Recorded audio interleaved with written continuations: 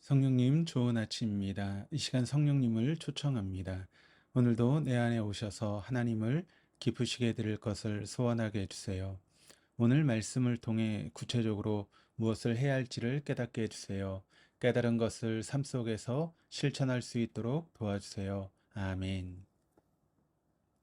오늘 함께 나누실 하나님 말씀은 요한복음 17장 9절에서 19절까지 말씀입니다.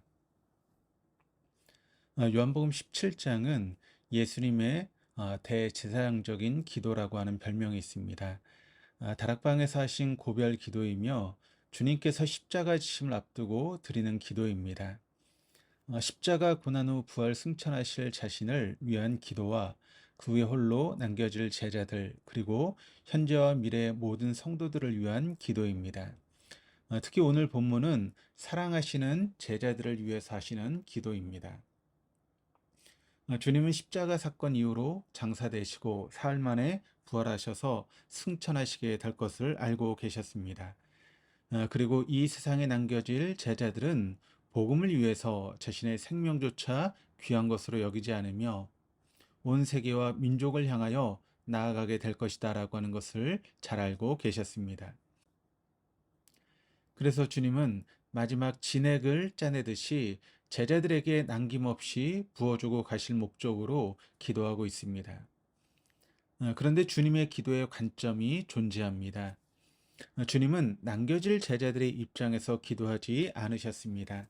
남겨질 제자들을 위해서라면 다가올 환난과 박해를 이겨내기 위해 권력의 힘, 능력을 구해야 할 것입니다.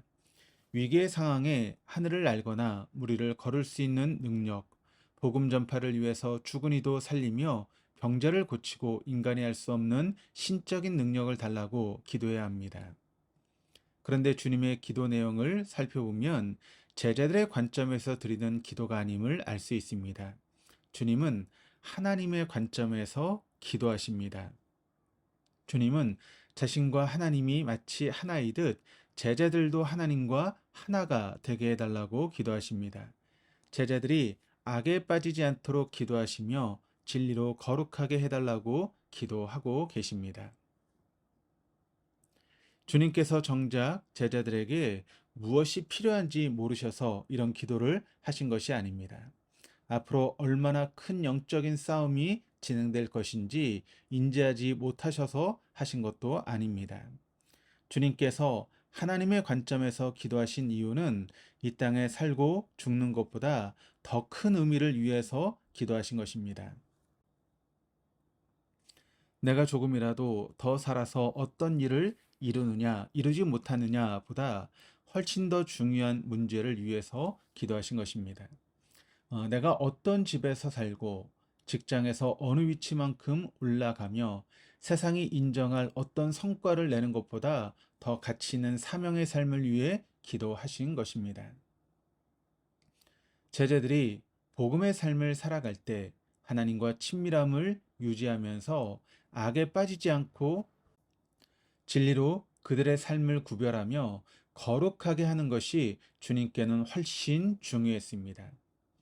하나님께서는 우리 삶의 목표에 관심이 있거나 성과를 보시는 분이 아니라 과정과 의미가 더 중요하며 사명을 대하는 생각과 한 영혼에 관심이 있으시다라고 하는 것을 주님의 대상적인 기도에서 우리는 살펴볼 수 있습니다. 그래서 우리는 주님의 제자로서의 사명을 감당하면서 어떤 일을 하든지 이 일로 인해 하나님과의 관계에 문제가 생기지 않는지, 악에 빠진 실수를 범하지는 않는지, 진리를 벗어나지 않고 거룩하게 세상과 구별될 수 있는지 생각하며 영적인 관점으로 살아가야 합니다. 주님이 제자들을 위해 하신 첫 번째 기도는 하나님과의 관계입니다. 본문 11절입니다. 나는 세상에 더 있지 아니하오나 그들은 세상에 있사옵고 나는 아버지께로 가옵나니 거룩하신 아버지여 내게 주신 아버지의 이름으로 그들을 보전하사 우리와 같이 그들도 하나가 되게 하옵소서. 주님께서 하신 기도로 알 수 있는 것은 후에 제자들이 불일치로 하나님과의 관계에서나 제자들 안에서 분열하게 될 것을 생각하셨다라고 하는 것입니다. 분열과 다툼은 인류 역사와 늘 함께 했습니다. 그러나 서로 다른 제자들이 하나가 될 수 있는 비결이 오늘 본문에 있습니다. 바로 아버지의 이름입니다. 언제나 교만한 우리를 잠재울 수 있는 것은 하나님의 말씀이며 그 이름에서 나오는 위엄입니다.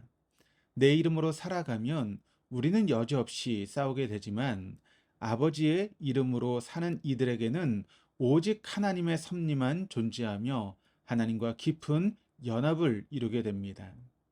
주님은 자신이 아버지와 누리는 친밀함을 제자들도 누리기를 원하신 것입니다.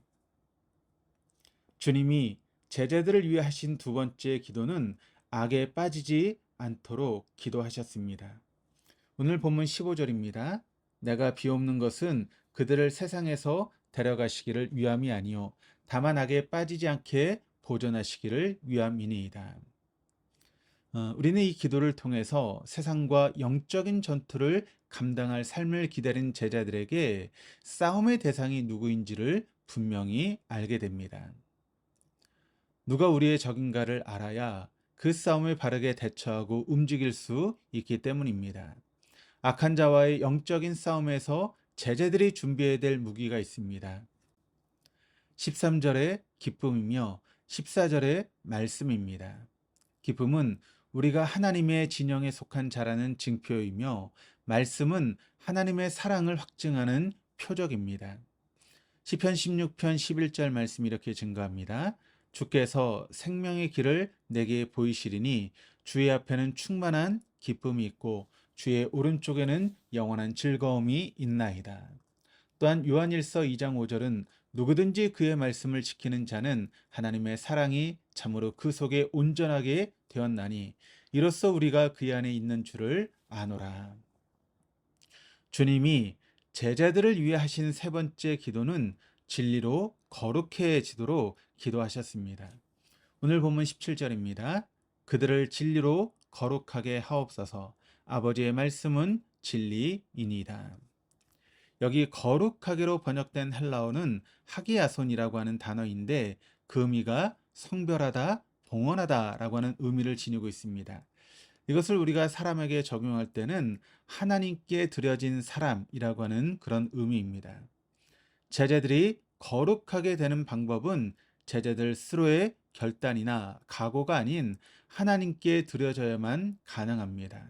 이것은 곧 제자들이 세상의 차원이 아닌 다른 차원으로 살아가야 함을 우리에게 보여주는 의미입니다. 세상은 양육강식의 법칙이 존재합니다.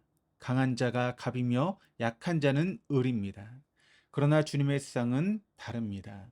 제자들에게 큰 자가 작은 자를 섬기라고 하셨으며 섬김을 받으려거든 먼저 섬기라고 말씀하셨습니다. 하나님께서는 야곱에게 저 주시는 하나님이셨고 그 이스라엘 백성들을 짝사랑하시는 늘 약자 쪽에 서 계신 하나님이셨습니다. 예수님은 가난하고 병들어 연약한 사람들을 위로하시는 분이셨으며 온 세상을 살리기 위한 밥으로 자신을 내어 주셨습니다. 주님께서 그러실 수 있었던 것은 이 세상과는 다른 차원에서 살아가셨기 때문입니다. 주님께서 먼저 하나님 나라의 표적으로 이 땅에 오셨습니다. 그리고 이제는 제자의 삶을 살아가는 모든 이들이 하나님 나라의 표적입니다. 표적된 그리스도인들은 이 땅의 관점으로 살아가는 것이 아니라 우리가 드러내고 나타내야 될 하나님 나라의 관점으로 살아가기를 주님께서 기도하셨습니다. 이제 우리의 기도도 이 새벽에 관점이 바뀌는 그런 기도를 드릴 수 있는 저와 여러분 우리 모두가 될 수 있기를 주님의 이름으로 축원합니다. 기도하시겠습니다. 세상의 관점으로 살아가는 우리를 향해 하늘의 관점으로 기도하신 주님을 말씀으로 만나게 하시니 감사합니다. 하나님 나라에 표적된 우리에게 여전히 남아있는 세상 관점의 비늘이 벗어지게 하시고 우리를 온전히 내어드리는 성별의 하루를 살아갈 수 있도록 우리의 걸음을 인도하여 주시옵소서. 감사드리며 우리 주 예수 그리스도의 이름으로 기도드립니다. 아멘.